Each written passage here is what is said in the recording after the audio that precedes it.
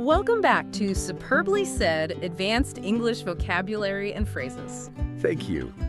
It's great to be here again. Yeah, and well, real quick before we get started, today's material is actually drawn from a SpeakDuo lesson.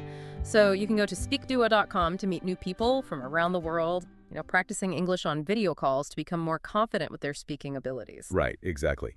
And we are jumping straight into the idioms today. These are specifically curated for advanced English learners. Yeah, we're not doing the basic stuff today. No basics. So to kick things off, we're looking at the vocabulary of, making big moves, taking action. Taking action, right.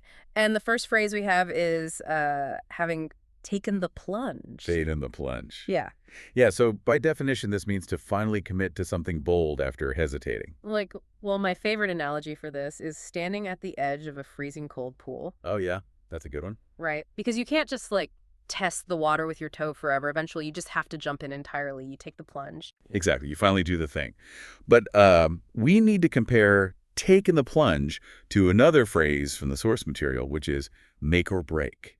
Okay, make or break. How are they different? Well, they're both about big moments, but there's a nuance. Make or break describes the critical nature of an event. Like a final job interview is a make or break situation. Right, it's the external pressure. Exactly. Whereas taking the plunge describes the personal action.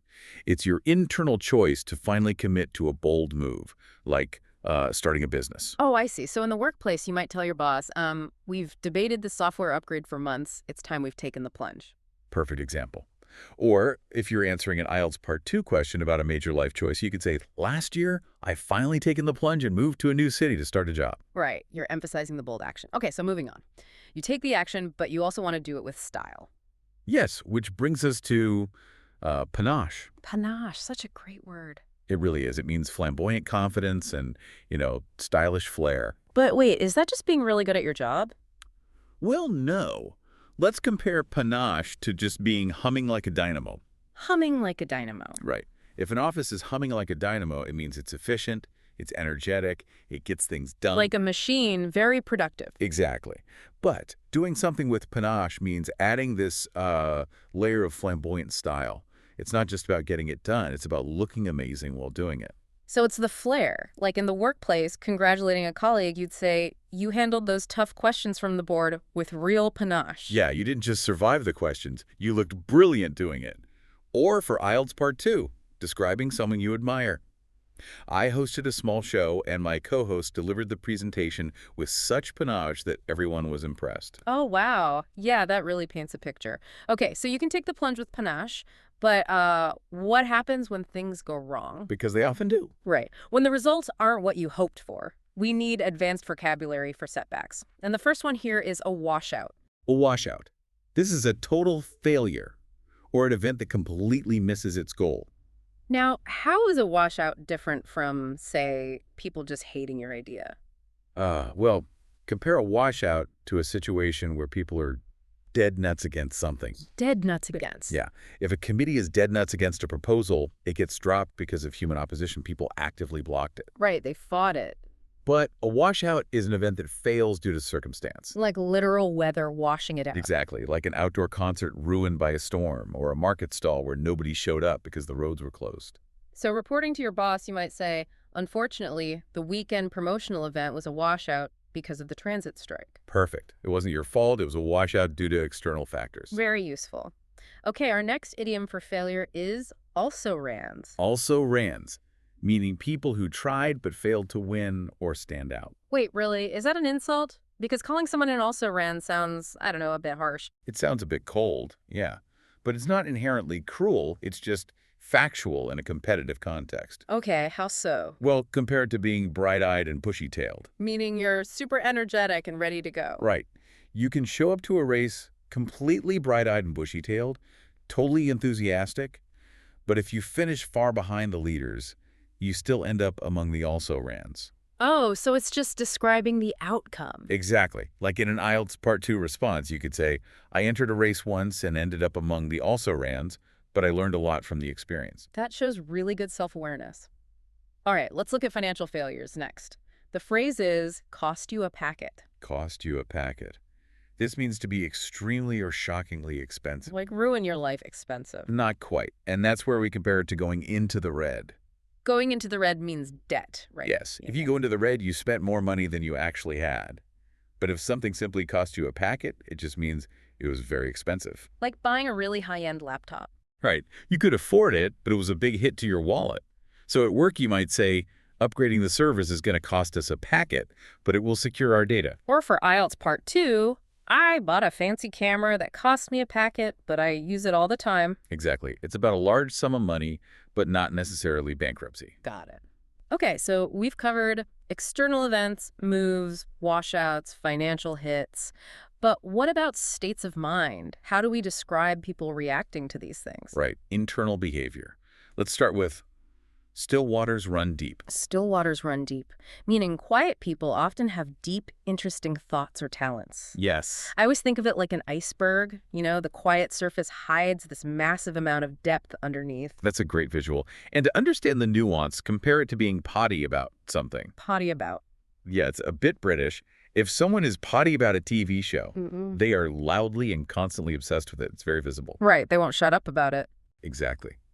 But still waters run deep is the exact opposite expression of passion. It's quiet, unassuming, but profound. Like a quiet coworker who secretly paints these beautiful landscapes. Yes. So for an IELTS Part 2 answer, you might say, you might not notice him at first, but still waters run deep with him. He's incredibly insightful. That's a beautiful phrase. But what if the internal state is negative, like mooning about? Mooning about.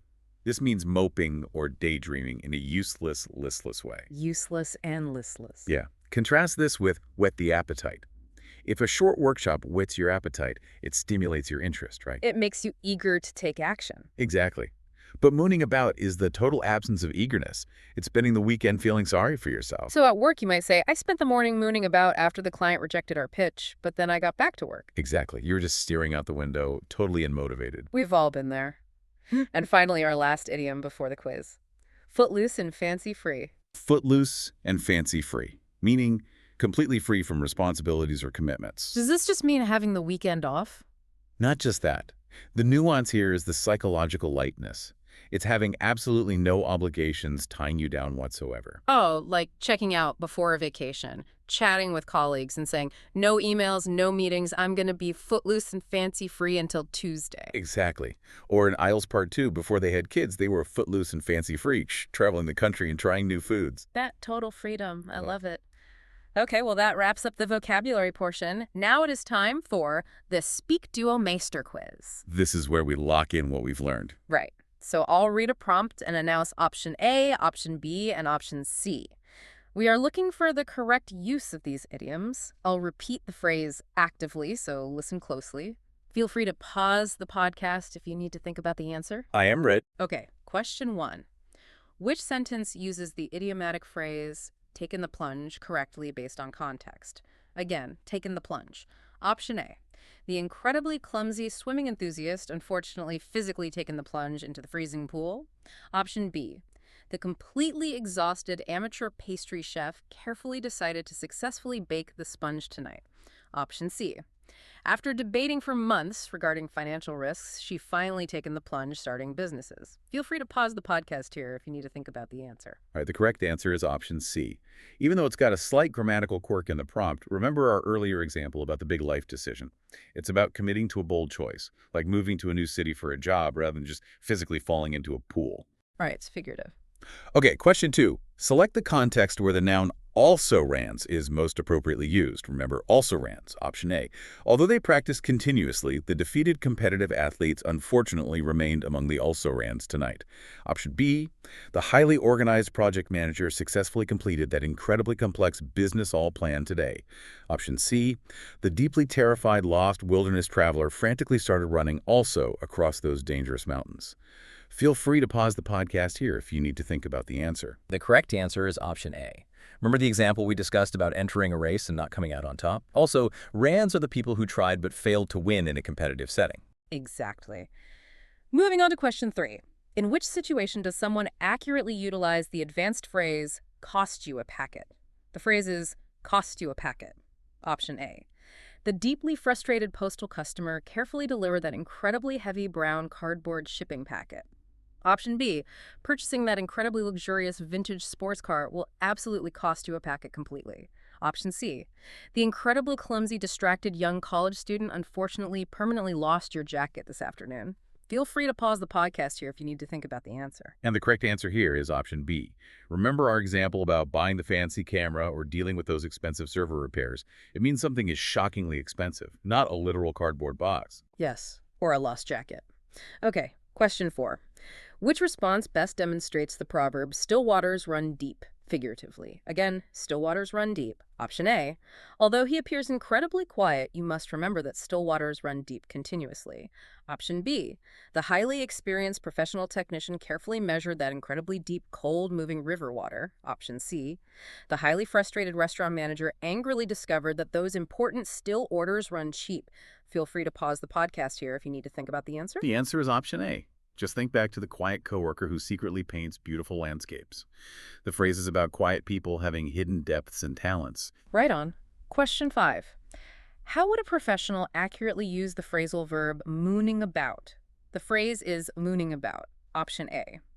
The highly experienced aerospace astronomer carefully recorded data regarding that beautifully glowing celestial moon. Option B, the incredibly eccentric hungry restaurant customer unexpectedly started aggressively and strangely spooning a trout. Option C, following the terribly disappointing news, he spent his entire weekend listlessly mooning about miserably. Feel free to pause the podcast here if you need to think about the answer. All right, the correct answer is option C. Remember the example of moping around the house after missing an opportunity or getting a rejected pitch? It's about feeling sorry for yourself, not astronomy or whatever spooning a trout is. Yeah, let's avoid that restaurant. Question 6. Which scenario perfectly illustrates the state of being footloose and fancy-free? The phrase is footloose and fancy-free. Option A. The deeply worried medical doctor carefully examined his incredibly painful, injured, swollen bare foot. Option B. Before having children, they enjoyed traveling across Europe, completely unburdened, footloose, and fancy-free always. Option C. The incredibly thirsty young child happily requested a large, cold, organic fruit juice tonight. Feel free to pause the podcast here if you need to think about the answer. The correct answer is option B. Just like the example of traveling without obligations before having kids. It's about that psychological lightness and total freedom. Awesome. Question 7. Which sentence accurately utilizes the advanced noun a washout figuratively? The phrase is a washout. Option A. Their heavily promoted outdoor community music festival unfortunately turned into a complete washout tonight. Option B. The deeply professional laundry worker carefully completed a massive clean clothes wash today. Option C. The incredibly wealthy, lucky casino gambler excitedly requested an immediate, massive financial cash out today. Feel free to pause the podcast here if you need to think about the answer. The correct answer is option A. We talked earlier about the outdoor concert being completely ruined by the storm. A washout is an event that fails because of uncontrollable circumstances. Almost done. Question 8.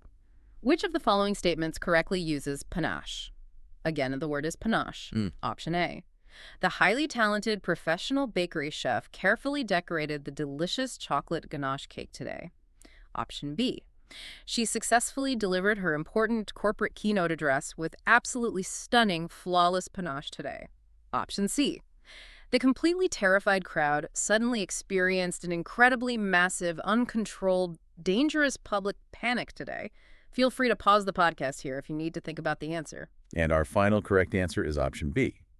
Think back to the example about presenting with flamboyant flair and impressing everyone. It's about doing something with incredible style and confidence. And that is the end of the SpeakDuo Master Quiz. If you got those right, you are definitely well on your way to mastering these phrases. Absolutely. And, before we go, I want to leave you with one final thought to mull over. Oh, please do. Mastering these advanced idioms, it's not just about passing a test or trying to sound native. It's really about precision. Precision. Yes. When you can articulate exactly why an event was a washout, rather than just saying it was bad, or why someone operates with panache rather than just saying they have skill, you fundamentally change how people perceive your intelligence and your leadership in the workplace. Wow, that is so true. It just elevates the whole conversation. Well, thank you so much for joining us for the SpeakDuo session, expertly navigating the English language. Keep practicing, and we will see you next time.